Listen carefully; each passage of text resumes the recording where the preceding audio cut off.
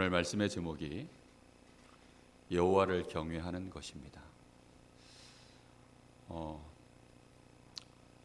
오늘 제가 첫 담임 목사로서 여러분 앞에 서서 말씀을 증거하게 되었는데요. 정말 여러 날들을 두고 고민하면서 하나님 앞에 기도했습니다. 하나님, 우리 성도들에게 꼭 전해야 될 첫 메시지를 제가 무엇을 전하면 좋겠습니까? 여러 날을 고민하고 질문하고 또 질문하고 기도했습니다. 그래서 오늘 말씀을 여러분하고 이제 나누게 되어졌는데요. 말씀 증거에 앞서서 우리 지난 주일 취임 예배를 통하여서 우리 성도님들이 너무 많이 헌신하셨고 또 기쁜 마음으로 모든 것들을 이렇게 준비하시고 인도받는 모습들을 보면서 하나님께 참 감사했고 하나님이 영광을 받으셨겠다, 이렇게 참 귀한 날임을 보게 되었습니다. 특히 코로나로 인하여서 그날 많은 분들이 또 축하로 오셨고 함께 예배하셨는데 그 날씨를 하나님이 완벽하게 주관하시는 거 보시면서 너무나 감사했습니다. 너무 날씨가 화창하면 사람들이 많이 돌아다녀서 저희 교회 들락거리는 거 보고 혹시 또 여러 가지 불미스러운 또 신고가 들어갈 수도 있는데, 날씨가 대충 어정쩡해서 비가 오는 것도 아니고 안 오는 것도 아니고 이래서 정말 우리 오신 손님들도 불편함이 없이 또 적당한 상황에서 왔다 갔다 할 수 있었고, 또 바깥으로 사람들이 아예 관심을 두지 않을 만한 그런 날씨가 되어져서 하나님이 구름 기둥으로 이렇게 많은 사람들의 눈을 가리운 것이 아닌가, 이렇게 또 보여집니다. 정말로 하나님이 또 중요한 시작을 하신 것 같습니다. 오늘 여러분들이 여호와를 경외하는 것, 오늘 이 말씀을 여러분 마음속에 좀 많이 새겨야 되겠습니다. 자, 특별히 오늘 여러분 마음속에 먼저 담아야 될 게 뭐냐면 단어의 중요성입니다. 여러분 마음속에 서론으로 꼭 담아야 되는 말이 단어입니다. 여러분, 사람은 무지하면 무조건 무감각입니다. 알지 못하는 것에 대해서는 감각이 생겨나질 않아요. 그러니까 어쩔 수 없이 무지는 곧 무감각입니다. 무감각은 곧 무엇으로 이어지죠? 무능력입니다. 할 수가 없는 상태가 되어져요. 여자분들이 제일 싫어하는 말이 군대 이야기라고 하죠. 그리고 축구라고 합니다. 근데 요즘은 약간 달라졌어요. 여자들도 축구를 잘 아니까. 근데 예전에는 여자들이 제일 싫어하는 얘기가 군대고 축구입니다. 제일 싫어하는 얘기는 뭘까요? 군대에서 축구한 얘기. 그거 제일 싫어한다고 합니다. 왜 여자들이 군대를 싫어하느냐? 군대 안 가봤으니까요. 자기는 모르는 얘기들을 남자들은 모이면 밤이 새도록 입이 침이 치도록 영웅담을 얘기하고 난리가 나도록 얘기하니까 여자들이 싫어하는 겁니다. 근데 그 와중에 또 군대에서 축구한 얘기하면 정말로 혐오스럽죠. 그 왜 그럴까요? 모르기 때문입니다. 그런데 이스라엘은 여자들도 군대를 다 갑니다. 북한에도 여자들은 군대를 간다고 합니다. 그럼 여자들이 군대 얘기하는 거 싫어할까요? 아마들 다들 참여해서 얘기할 겁니다. 왜지요? 감각이 있으니까. 그때 자기 고생했던 거, 거기서 즐거웠던 거, 에피소드 많은 것들이 있으니까 얘기할 겁니다. 많은 사람들이 무지에서 오는 무감각, 무능력이 얼마나 심각한지를 잘 모릅니다. 여러분, 대충 지나가는 것들은 사실 무지해도 괜찮아요. 그런데 오늘 만약에 여러분 가장 중요한 걸 내가 모른다, 그럼 어떻게 될까요? 거기에 대해서 내가 무감각하다. 나의 생사화복을 주관할 만한 일에, 나의 미래를 결정할 만한 일에 내가 전혀 무감각하다. 무지해서 무감각하다. 그럼 그 사람은 어떻게 되죠? 무능력한 사람 됩니다. 대학에서 아무리 좋은 것을 가르쳐도 인생의 생사화복을 주관하는 그 지식은 가르쳐 주질 않습니다. 그런데 그 지식이 없어서 거기에 무감각하고, 내가 지금 망하는데 무감각한 거예요. 내가 지금 완전히 실패하는 쪽으로 가는데 무감각한 겁니다. 그러면 결국은 어느 날 자기에게 문제 터졌을 때에는 해결할 길이 없어요. 그 사람을 보고 무능력이라고 합니다. 오늘 그래서 첫 제목이 여호와를 경외하는 것입니다. 오늘 여러분 첫 번째, 평생 우리의 마음속에 절대 단어로 붙잡아야 되는 것이 경외입니다. 경외. 경외라는 의미가 뭐냐면 존경하다라는 말과 함께 두렵다라는 뜻입니다. 존경과 두려움이 합쳐진 단어가 그게 경외예요. 유일하게 우리가 경외할 대상이 있다면 누굴까요? 하나님이십니다. 자, 그렇다고 한다면 첫 질문을 한번 해봐야 되겠습니다. 과연 하나님이 계십니까? 하나님이 정말로 계십니까? 그 하나님을 나는 믿고 있습니까? 거기에 대한 질문을 제대로 해보셔야 됩니다. 저는 이 질문을 정확하게 하지 않은 채 교회를 한 20년 다녔어요. 이 질문을 정확하게 하지 못한 채 대충 그냥 하나님 계시겠지, 하나님은 계실 거야, 나는 하나님을 믿고 있겠지, 나는 믿고 있을 거야, 이런 생각하면서 대충 교회를 한 20년 다녔어요. 그러다 보니까 어느 날 나에게 진짜 어려움이 오고 문제가 왔을 때는 하나님이 나에게 아무 도움이 되지 않았어요. 하나님은 능력자신데 하나님은 나에게 무능한 하나님이셨어요. 하나님은 나와 함께 하시는데 하나님에 대한 감각이 나에게는 전혀 없었어요. 왜였을까요? 하나님 아는 지식이 나에게 그만큼 부족했기 때문이었습니다. 무지는 무감각, 무능력으로 가는 거예요. 하나님은 능력자인데 나는 무능했어요. 하나님은 나와 함께 하시는데 하나님을 나는 느낄 수가 없었어요. 하나님 아는 지식이 없어서. 호세아 6장 4절에 그래서 이 백성이 망하는데 왜 망한다고요? 하나님 아는 지식이 없어서 망한다 그랬습니다. 여호와를 알자. 얼만큼 알아야 됩니까? 힘써 여호와를 알자. 그것이 사는 길입니다. 그래서 우리는 마음속에 새겨야 됩니다. 시편 14편 1절에 어리석은 자는 그 마음에 이르기를 누가 없다고 한다고요? 하나님이 없다고. 그것처럼 어리석은 자가 어디 있을까요? 여러분, 눈에 안 보일 뿐, 우리 귀에 듣지 못할 뿐, 딱 그 두 가지 이유로 하나님을 없다고 하는 사람들이 너무나 많습니다. 우리 눈에 안 보여서, 내 귀에 못 들어서 하나님이 없다고 하는 거예요. 예전에는요, 지구를 네모나타라고 얘기하던 시절이 있었어요. 중세시대죠. 지구를 정확하게 본 적이 없으니까, 지구가 둥글다라는 것을 본 적이 없다 보니까 아니 지구를 네모나타라고 했어요. 지구가 둥글다고 주장하는 사람이 나오면 이단으로 몰아서 많은 어려움들을 주고 그러던 시절이 있었습니다. 왜지요? 몰라서요. 어리석은 사람은 하나님을 보지 못했고 듣지 못했다고 없다고 합니다. 특히 시편 49편 13절에 보면 이런 말씀이 있습니다. 어리석은 자들의 길, 그 종말이 어떠하냐? 자기의 재물을 의지하고 부유함을 자랑한다고 했습니다. 그런데 그걸 가지고도 자기 형제를 구원하지 못하고 하나님께 자신의 죄를 속전할 수 있는 재물이 단 하나도 없다. 그의 생명을 속량하는 값이 너무 비싸기 때문에 영원한 것을 영원히 마련할 수가 없다. 특히 이런 말이 나옵니다. 그가 영원히 살아서 죽음을 보지 않을 것인가? 어리석은 자들은요, 그 생명이 지금 내일 죽을 수 있는데 영원히 자기가 살 것처럼, 마치 자기가 하나님인 것처럼 그렇게 여기면서 인생을 살아간다고 나옵니다. 그는 지혜 있는 자도 죽고 어리석은 자도 함께 망하며 그의 재물은 남에게 남겨두고 떠나는 것을 보게 되리로다. 그러나 그의 속 생각에 그들의 집은 영원히 있고 그들의 거처는 대대에 이르리라 하여 그들의 토지를 자기의 이름으로 부르도다. 이렇게 생각하는 사람이 하나님을 없다고 하는 사람들입니다. 어리석은 자들은 어떤 사람들이냐? 사람 자체는 굉장히 존귀합니다. 그런데 이 사람들은 장구하지 못하며 멸망하는 짐승과 같다, 이렇게 말씀합니다. 여러분, 돈은 열심히 벌어서 돈도 있고 나름 열심히 인생을 살았기 때문에 쌓아놓은 것도 많아요.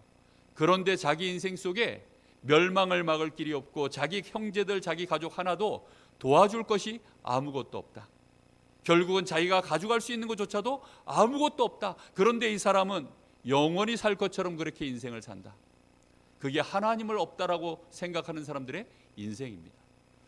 오늘 우리 마음속에 그래서 꼭 먼저 새겨야 됩니다. 마음의 추를 한쪽으로 확실히 기울이세요. 하나님은 살아계시는구나. 그 하나님이 지금 나와 함께 하시는 것이 분명하다.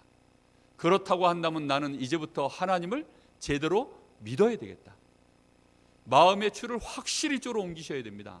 대충 어정쩡하게 중간에서 양다리 걸치지 마시고 하나님을 제대로 믿으셔야 돼요.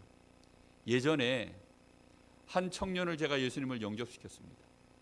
근데 이 친구가요, 귀신도 보고 시달리다가 예수님 영접하고 그 문제에서 해결을 받았어요. 그래서 저하고 이제 말씀 운동도 했습니다. 인간은 왜 행복이 없는가? 왜 인간은 하나님을 만날 수 없는가? 어떻게 하면 하나님을 만나는가? 정말로 왜 예수만이 우리에게 길이 되는가? 이 말씀들을 제가 쭉 같이 나누는데 네 번째 만남을 딱 끝나고 났더니 이 친구가 저한테 연락이 왔어요. 목사님, 이제 그만 만나야 되겠어요. 왜? 왜 그만 만나는데? 목사님을 만나다 보니까 점점점 자기가 교회로 이렇게 발이 자꾸 깊이 들어와서 이래가지고는 안 되겠다는 거예요. 자기는 술도 먹어야 되겠는데 술도 못 먹겠고, 자기는 뭐 즐거운 일들을 너무 많이 하고 싶은데 친구들도 좀 만나야 되겠는데, 자기가 자꾸 교회로 깊이 발이 안 되겠다는 거예요. 목사님한테 홀려가지고 더 이상 안 되겠다는 거예요. 그래가지고 못 만나. 야, 제가 그 말을 듣는데요, 억장이 무너지는 거 있죠. 야, 너 이대로 가면 또다시 너 귀신에게 시달려야 돼. 네 인생 이대로 가면 안 돼. 근데 이 친구가 고민을 했던가 봐요. 확실히 믿을 것인가, 아니면 발을 뺄 것인가. 이 친구는 아마 나중에 꼭 돌아올 줄로 믿습니다. 여러분, 어정쩡한 것보다 위험한 게 없어요. 예수님이 이렇게 말씀하셨죠. 뜨겁든지 차든지 둘 중에 하나 하라. 여러분, 믿으려면 확실하게 믿으셔야 됩니다. 그래야 여러분들이 증인이 되어져요. 대충 믿는 사람들 때문에 여호와의 영광이 나타나질 않아요. 한국 교회가 그래서 욕을 먹고 있는 것입니다. 오늘 우리의 신앙이 하나님 앞에 확실하게 서게 되기를 예수님의 이름으로 축복합니다. 자, 그렇다고 한다면, 우리가 믿기로 작정했다면 이제 우리의 마음속에서 첫 번째 신앙으로 가져야 될 것이 하나님을 경외하는 것입니다.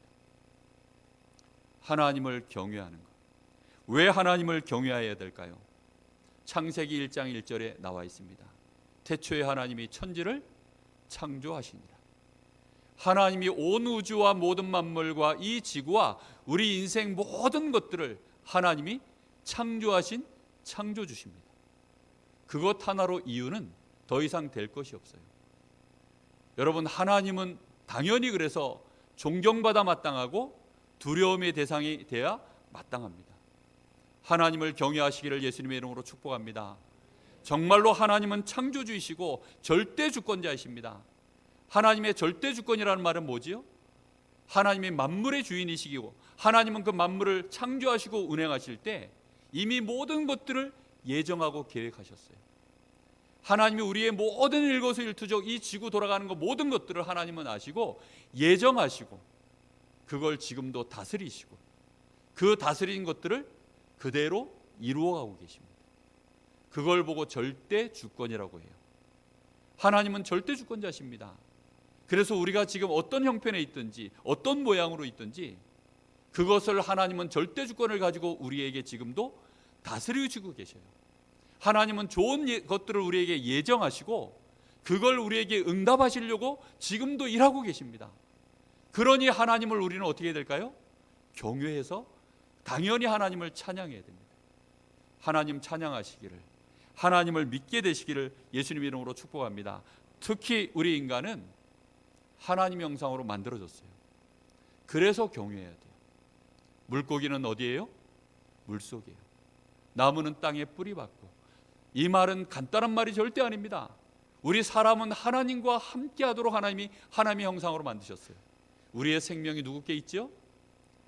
근본이 하나님께 있어요. 스스로 우리의 생명을 유지하는 것 아닙니다. 하나님에 대해서만큼은 유일하게 그래서 여호와라고 합니다. 그 이름의 뜻이 뭐지요? 스스로 계신 분. 정확한 말은 뭐냐면 나는 곧 나다, 이런 뜻이에요.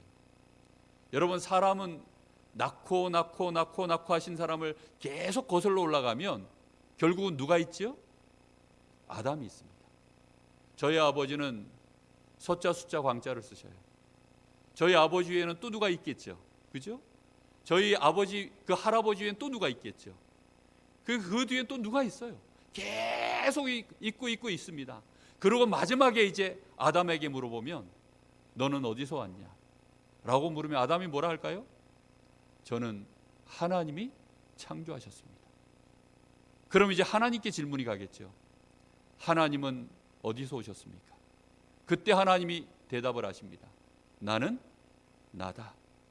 그걸 우리에게 쉽게 표현하자면 나는 처음부터 스스로 존재한 자니라. 유일하게 하나님만 스스로 존재하시는 분이십니다. 모든 피조물은 하나님으로 말미암아 시작된 것입니다. 특별히 우리 사람은 우리의 생명이 누구로부터요? 하나님께. 우리의 능력도 누구에게요? 하나님께. 지혜도 삶의 모든 터전도 오직 하나님께로부터 시작되어졌습니다. 그걸 보고 하나님의 형상이라고 하는 거예요. 여러분, 나는 하나님의 형상 맞습니까? 혹시 원숭이가 나의 앞에 있는 존재 아닙니까? 그런 거 아니라고 확실히 믿으신다면 여러분 정말로 하나님을 경외하셔야 돼요. 하나님을 의지하셔야 됩니다. 왜 하나님을 경외하고 의지해야 됩니까? 하나님 없으면 난 죽어요. 그게요, 인간의 원래 전체성이에요. 인간은 하나님 없으면 못 산다니까요. 저기 지금 우리 랩런트들 꼬마 아이들이 엄마하고 같이, 부모하고 같이 있습니다. 지금은 엄마하고 아빠하고 같이 있어야 되지만 얼마 지나지 않으면 저 아이들은 하나님 없으면 안 되는 존재로 알게 되도록 만들어야 됩니다. 그게 부모의 책임이에요. 너는 내가 낳았지만 사실은 나는 이렇게 올라가서 하나님이 우리를 창조하셨다. 우리는 하나님 없으면 살 수가 없다. 그걸요 반드시 우리 후대들에게 심어줘야 됩니다. 그것이 여호와를 경외하는 것입니다. 우리 자녀에게 내가 마치 하나님인 것처럼 절대 주권을 행사하시면 절대 안 돼요. 그런 부모들 때문에 자녀들이 신앙이 자라지 않는 것입니다. 우리가 마치 완벽한 것처럼, 우리가 마치 슈퍼맨인 것처럼 그렇게 자녀들 앞에 서시면 큰일 나요. 나의 연약함을 자녀들 앞에 포럼하셔야 돼요. 나의 부족함을 자녀들 앞에 드러내놓고 말할 수 있어야 됩니다. 목사인 제가 완벽합니까? 저는 여러분 앞에 저의 흉엄을 언제든지 드러낼 수 있는 날이 오기를 정말로 기대하고 있습니다. 왜지요? 그게요 여호와를 경외하는 것입니다. 여러분, 여호와를 경외하면 사람을 의지하지 않아요. 사람을 보고 뭔가 기대하지 않습니다. 하나님이 역사하시는 것, 그래서 하나님이 저 사람을 저기다 세워놨구나, 저에게도 하나님의 은혜가 필요하구나, 저 사람이 하나님의 은혜 속에서 있구나, 하나님께 생명이 있습니다. 그걸 반드시 기억하세요.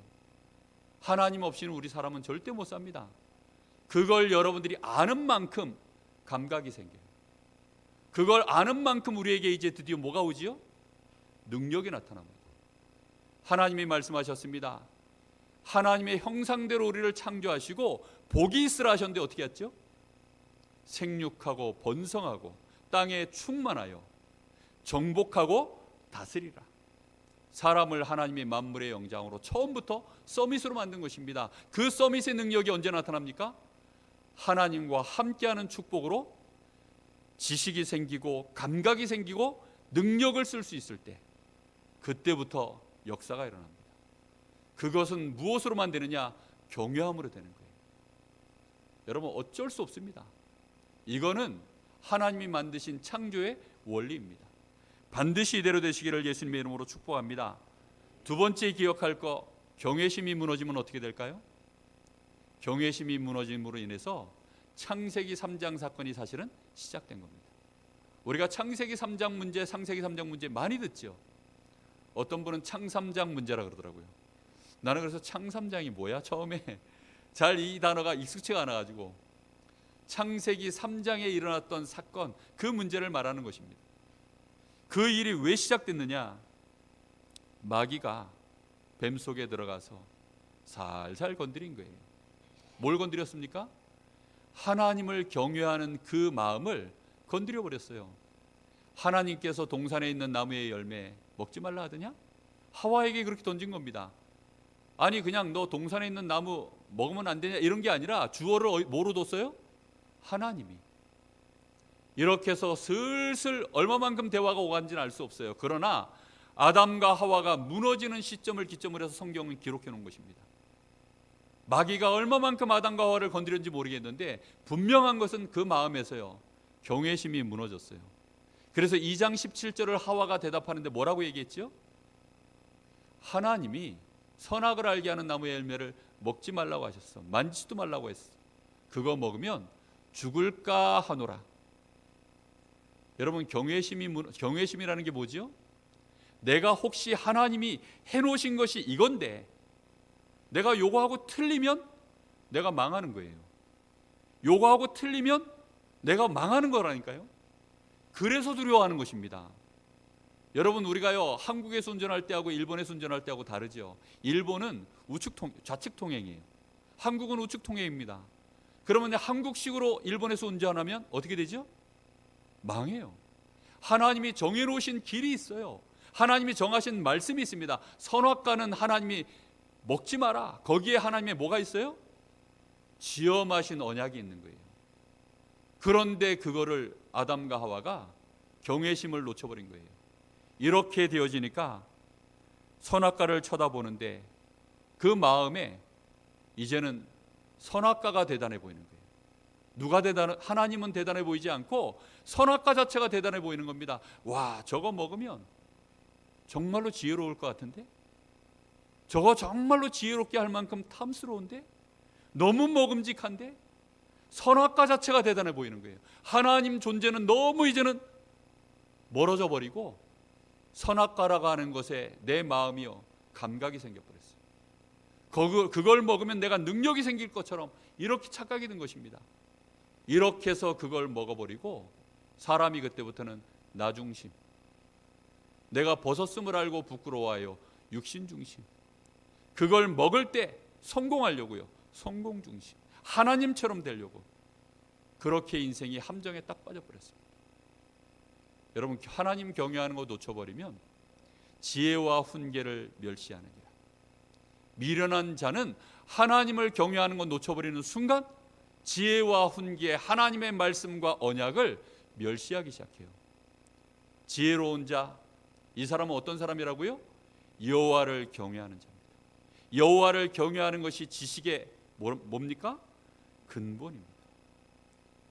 여러분, 지식의 근본이 하나님을 경외하지 않으면 결국은 다른 곳에서 근본을 찾아서 지식을 삼습니다. 그 지식은 우리에게요, 다른 감각을 만들어요. 하나님 필요 없이 살아갈 수 있겠다라는 감각, 하나님 없이도 내가 능력 있게 살 수 있다라고 하는 감각, 점점 그런 감각이 생겨나면 사람은 그걸로 자기도 모르게 또 능력이 생겨요. 근데 그 능력은 자기 문제를 하나도 해결 못하는 문제입니다. 돈도 벌 수 있어요. 이름도 날릴 수 있어요. 정말로 우주에다가 우주선도 띄울 수 있습니다. 굉장한 일들을 만들어낼 수 있는데 자기 문제는 절대 해결하지 못해요. 그래서는 어떻게 됩니까? 결국은 이상한 틀을 만들어요. 마귀가 원하는 틀. 사람이 나무 밑으로 들어가서 거기서 사는 겁니다. 사람이 돌 밑으로 들어가서 거기서 사는 거예요. 돼지머리 밑에 들어가서 틀을 만들어서 인생을 사는 것입니다. 그걸 보고 뭐라고 하죠? 우상숭배라고 합니다. 사람이 돈 밑에 들어가 사는 거예요. 돈 때문에 살아요. 돈을 섬겨 삽니다. 돈을 우상으로 뭐라고 부르느냐? 맘몬이라고 부릅니다. 맘몬. 돈이 우상화된 신 이름입니다. 맘몬. 예수님이 직접 얘기하셨죠. 돈과 하나님을 겸하여 섬길 수 없는지라. 여러분, 사람이 돈을 섬겨요. 그래서 돈 때문에 하나님 경외하기를 포기합니다. 돈을 더 경외해요. 돈 때문에 하나님 믿습니다. 돈 때문에 교회 와요. 건강 때문에 교회 옵니다. 자기 문제 해결하려고 교회 옵니다. 그걸 해결할 수만 있다면 나무에도 절해요. 그걸 해결해 줄 것 같으면 돌멩이에게도 절합니다. 여러분은 어떠십니까?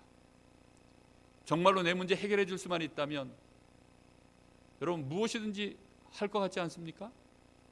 누가 1억 준다고 한다면 혹시 신앙을 포기할 수 있지 않습니까? 여러분, 누가 내 목에 칼이 들어온다면 혹시 여러분 신앙을 버릴 수 있을 것 같지 않습니까? 그 정도는 너무 세지요. 그 정도 안 해도 남편이 혹시 여러분들 꼬셔가지고 어디 여행 가자, 평생에 내가 하고 싶었던 그 일을 남편이 하필이면 주일날 하자 이러면 흔들리겠습니까? 안 흔들리겠습니까? 많이 흔들릴 겁니다. 그리고 여러 가지 이제 합법적인 이유들을 찾아낼 겁니다. 그리고 그 합법적인 이유들을 가지고 이제 하나님 앞에 나는 여전히 경외합니다, 이렇게 스스로 속이고 많은 사람들을 속이지만 마귀도 못 속이고 하나님도 못 속이고 결국은 자신도 못 속입니다. 미련한 자는 그렇게 해서 미련해지는 거예요. 점점점 그 길이 미련한 길로 그러다가 결국은 오만한 자의 자리에 앉아서 자기가 이제는 하나님처럼 되어서 마음대로 합니다. 그런 자들은 결국은 바람에 나는 겨처럼 날아간다 그랬습니다. 의인들의 모임 속에 들어오기가 싫어지고 의인들의 회중에 들어오지 못하고 하나님께 인정받지 못하는 인생을 살아가는 것입니다. 깨닫기를 예수님의 이름으로 축복합니다. 이렇게 되어지면 결국은 그 인생 자체가 모든 게 올무예요. 일단 영적인 문제가 옵니다. 영적으로 힘이 없고 하나님 모르게 되고 정신적으로 끊임없는 고통이 오게 되어 있습니다. 여러분, 술 먹는 게 정상입니까? 비정상입니까? 그거는 아무 기준이 아닙니다. 그런데 술을 의지해요. 담배를 의지합니다. 막 향락을 의지합니다. 운동도요, 그냥 건강을 위해서 하는 운동이 있고요, 스트레스 풀려고 하는 운동이 있어요. 스트레스는 누구께 풀어야 되죠? 누구께 풀어야 됩니까? 하나님께 풀어야 돼요. 여러분, 스트레스는 하나님께 풀어야 되는 겁니다. 힘은 누구에게 얻어야 되죠? 하나님께 얻어야 돼요. 위로는 누구에게 받아야 되죠? 하나님께 받아야 돼요. 그런데 남편 기다렸다가 남편에게 위로를 받으려고 하고, 퇴근 시간 기다렸다가 술 친구한테 위로를 받으려고 하고, 그러니 우울증이 옵니까 안 옵니까? 올 수밖에 없어요. 왜지요? 그 스트레스가 근원적으로 해결이 안 되니까 이 스트레스가 결국은 쌓이는 거 아니에요. 계속 쌓입니다. 쌓이고 또 쌓여요. 제 친구들, 제가 대학 다닐 때요, 정말로 술 잘 먹는 친구들을 제가요 타켓으로 삼아가지고 사귀었어요. 제가 중고등학교 시절에는 학교 집 교회 이거밖에 모르니까 안 되겠다, 내가 인간관계 폭을 좀 넓혀야 되겠다. 그래서 대학 들어가면 무조건 잘 노는 친구 사귀어야 되겠다. 잘 노는 친구를 가만히 보니까 술 잘 먹는 애들이 잘 놀더라고요. 그래가지고 그 친구들을 사귀었는데요, 이놈들이 술을 얼마나 잘 먹는지 하여튼 한 365일 중에 제가 보니까 거의 360일을 술 먹는 것 같아요. 이 친구는 대학에 신입생으로 들어왔는데 아니 코가 여기가요 핏줄이 뻘겋게 터져가지고 막 다 터져 있는 거예요. 그래서 제가, 야 너는 거기 코가 왜 그러냐 그랬더니 자기는 중학교 때부터 막걸리를 그렇게 많이 마셨다는 거예요. 걔가 저 삼청 밑에 그 바닷가 동네에 사는데 아버지가 그 뱃일을 하면서요 365일 술을 드시는 거예요. 이러다 보니까 어려서부터 아버지하고 같이 술 먹어가지고 벌써 여기가 다 터진 거예요. 그 친구 따라 제가요 인생을 배워보겠다고 쫓아다녔는데 밤새도록 술 먹고 나면요 아이들이 이제 학교에 늦지막하게 오잖아요. 오후에 그것도 오전 수업 들어오지도 못하고 오후에 옵니다. 그러면 막 속이 쓰려가지고 인상 찌푸려가지고 그렇게 와요. 그럼 제가요, 야 너 그것 좀 그만 먹어, 왜 그렇게 먹냐 그러니까, 그러게 말이야, 내가 오늘 술을 또 먹으면 네가 우리 아버지다. 그 다음날 제가 아버지 됩니다. 안 먹을 수가 없어요. 이게 완전히 이제는 그 촛뱅이라 그러죠. 그래서 또 얘기합니다. 내가 오늘 네 아버지인데 오늘 이제 먹지 마라. 아버지로서 말한다, 먹지 마라. 그랬더니 내가 또 술 먹으면 네가 내 형님이다. 그 집의 족보를 제가 다 바꿨습니다. 정말로요 계속 먹어요. 계속. 어쩔 수가 없습니다. 그런데 점점점 이제 인생에 문제가 오는 거예요. 스트레스가 해결이 안 되니까 안 먹을 수가 없는 겁니다. 결국은 알코올 때문에 생활이 자꾸 무너져요. 사실은 제 삶도 그랬습니다. 저는 당구를 대학 졸업할 때 400을 쳤어요. 3년 만에. 당구 아시는 분들은 아실 겁니다. 3년 만에 400을 치려고 그러면 당구 큐대를 군대 제대하고 와서 친구들하고 당구장 같이 가서 시작해가지고요 3년 만에 제가 400을 쳤어요. 당구장 죽돌이였습니다. 문제 해결되느냐? 거기에 가면 제가 그나마 좀 숨을 쉬었어요. 집에 오면요, 어머니가 해주는 밥도 소화를 못 시킬 만큼 그 스트레스와 이 정신 문제가 얼마나 큰지 의사가 저한테 하는 말이에요. 스트레스 받지 마라. 신경 쓰지 마라. 이게 소화가 안 되는 게 전부 신경성이고 스트레스가 과도해서 이러니까 하지 마라. 그 말은 저를 약 올리는 말이었어요. 더 이상 그래서 병원 안 갔어요. 그리고 제가 제 손 따고 뭐 혈자리 어디 좋은지 맨날 제가 누르고 어느 날 당구장 가서 짜장면 먹는데 소화가 되더라고요. 그래서 그때부터 당구장 가서 밥 먹기 시작했습니다. 친구들이랑 내기당구 치면서. 그러니까 삶이 또 무너져요. 점점 저 자신이요, 안 되겠다. 나는 이제 안 되는구나. 결국은 나 같은 거는 인생이 이렇게 살다가 망하는 거구나. 자신도 떨어지고 점점점 포기 상태로 가고 도망가고 싶고 죽고 싶고. 인생은 그렇게 흘러갑니다. 그게 겨우 23, 24살일 때 제 마음속에서 일어났던 일입니다. 어느 날 제가 누군지 알게 됐습니다. 하나님이 살아계신 분. 나는 물고기는 물속에, 사람은 하나님과 함께해야 되는 하나님의 형상입니다. 저는 제 대학 갈 때 하나님 앞에 간절히 기도했던 적이 있습니다. 제 친구가 대학 간다고 기도해달라고 할 때 그 친구를 위해서 간절히 기도했던 적은 있습니다. 그러나 평상시에 하나님은 저에게 별로 그렇게 중요한 분이 아니셨어요. 왜입니까? 내가 하나님의 형상인 걸 몰랐어요. 하나님이 나의 생명의 근원이라는 걸 몰랐어요.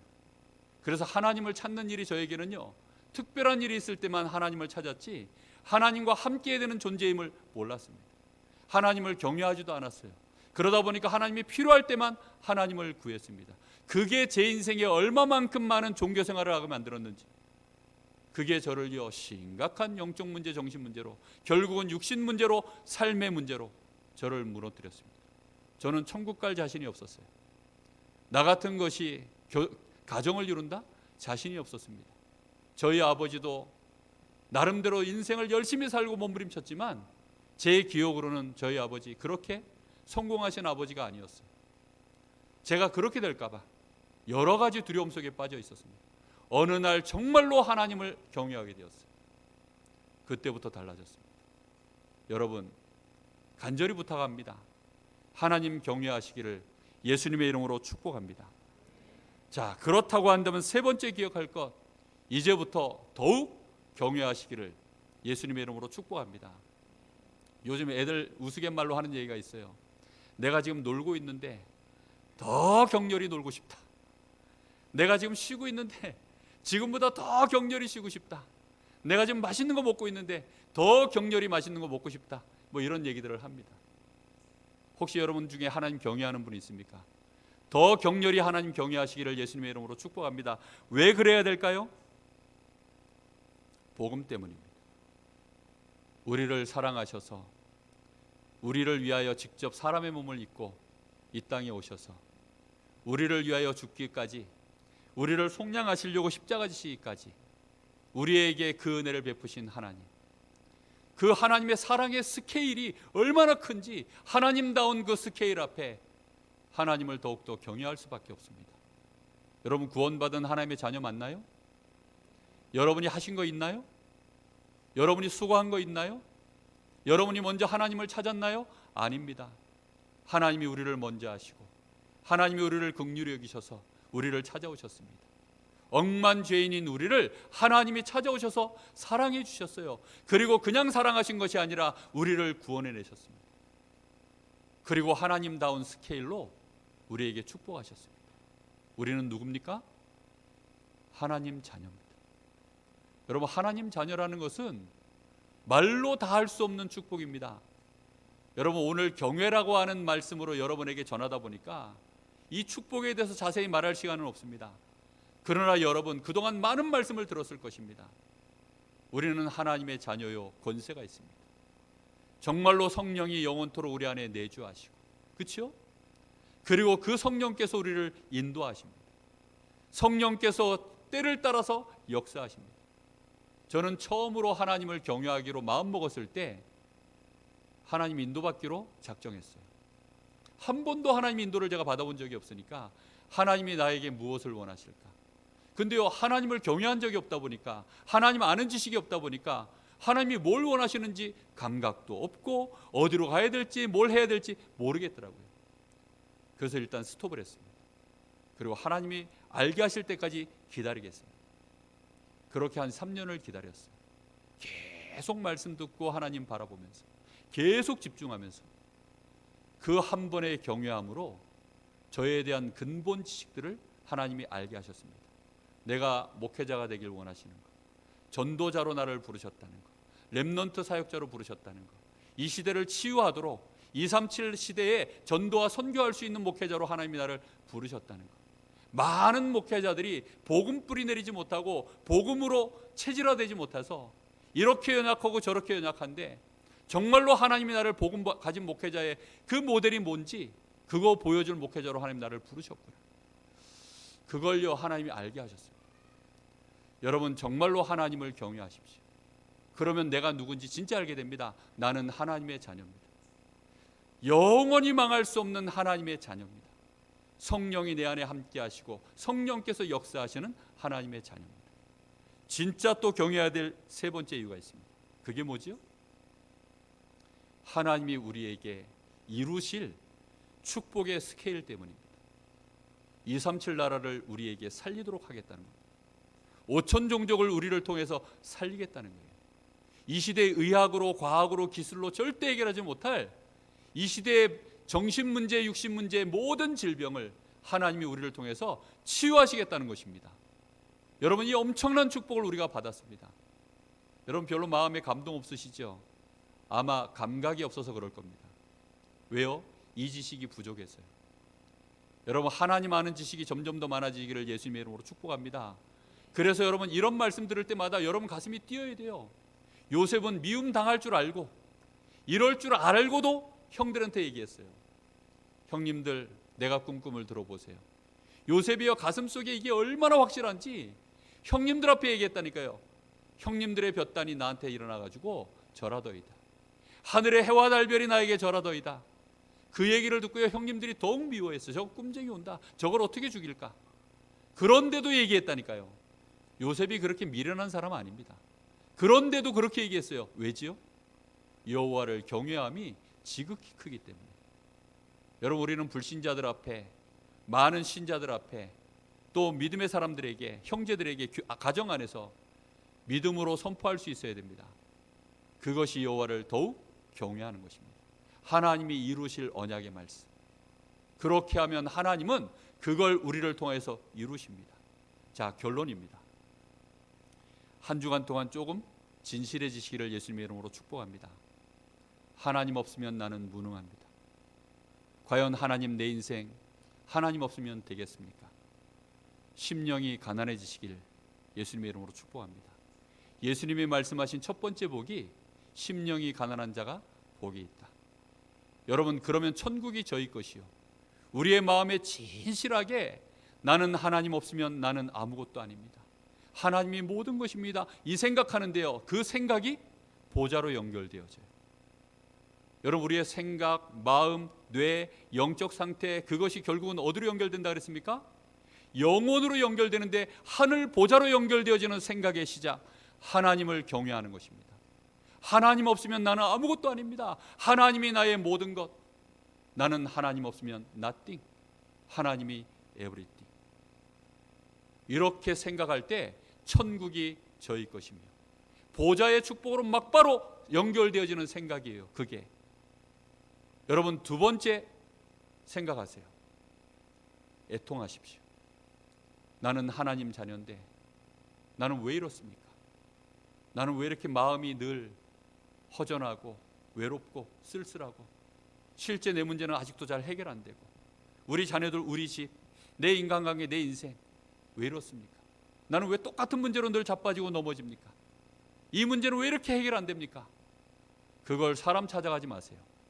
애통하는 자는 복이 있나니. 뭐라고요? 저가 위로를 받는다 그랬습니다. 위로의 진짜 의미가 뭔지 아세요? 내가 가서 막 눈물을 흘렸더니 옆에서 친구가 도닥거려 주는 게 위로가 아닙니다. 진짜 위로는 뭡니까? 그 문제를 공감해주고 진짜 해결해버리는 게 진짜 위로예요. 하나님만이 해결할 수 있습니다. 그게 진짜 위로입니다. 애통하는 자 복이 있나니. 저가 위로를 받을 것이라 그랬습니다. 하나님의 위로를 진짜 받으세요. 하나님을 경외하는 자만이 하나님께 애통함을 표현하는 것입니다. 여러분, 내 문제를 어디 가서 여러분 함부로 얘기합니까? 여러분, 내가 내 문제를 여기다 갖다 얘기한다는 건 그를 경외한다는 뜻이에요. 그에게 내 문제가 해결될 것을 내가 믿는다는 뜻입니다. 거기 가서 위로받으려고 하지 마세요. 하나님께 가세요. 그게 하나님을 경외하는 거예요. 이번 한 주간 동안 여러분 실천할 내용들입니다. 나는 하나님 가난한 자입니다. 하나님, 나의 이 애통함을 들으십시오. 하나님, 이 문제에 나를 위로해 주십시오. 해답을 주시든지 응답을 주시든지 하나님 반드시 하십니다. 그리고 세 번째, 정말로 하나님을 경배하세요. 여러분, 하나님을 경배하는 첫 번째는 예배하는 것입니다. 있는 곳에서 예배하시고 주일날 와서 예배하세요. 정말로 예배하세요. 예배 속에서 가장 중요한 게 뭔지 아세요? 진심으로 하나님을 찬양하시고 하나님의 말씀을 마음의 언약으로 붙잡는 것입니다. 반드시 붙잡으세요. 그리고 그 말씀을 붙잡고 여러분의 삶 속으로 들어가서 기도하세요. 그 언약의 말씀이 성취되도록 끊임없이 그 말씀을 붙잡고 인도받으세요. 한 주간 동안 여러분 꼭 이 말씀 기억하시고 승리하시기를, 그래서 정말로 하나님을 경외하는 것이 여러분에게 증거로 나타나서 이전에 없었던 근본된 지식들, 세상 살리고 나를 살리고 가정 살리는 진짜 지식이 여러분에게 무장돼서 그게 감각이 되고 능력으로 나타나서 하나님의 나라 이루고 하나님의 영광 드러내시기를 예수님의 이름으로 축복합니다. 기도하겠습니다. 하나님, 감사합니다. 오늘 우리 사랑하는 귀한 성도들을 축복하시고 진정으로 여호와를 경외하는 것이 무엇인지 알게 하셔서 이들에게 지식의 근본을 알게 하시고 나를 살리며 가정을 살리며 교회를 세우고 현장 살리는 그리스도의 참 제자로, 하나님의 자녀로 세상 앞에 빛으로 소금으로 드러나게 하옵소서. 하나님의 영광을 가장 드러내는 일에 쓰임받는 최고의 축복된 증인들 되게 하옵소서. 살아계신 예수님의 이름으로 기도하옵나이다. 아멘.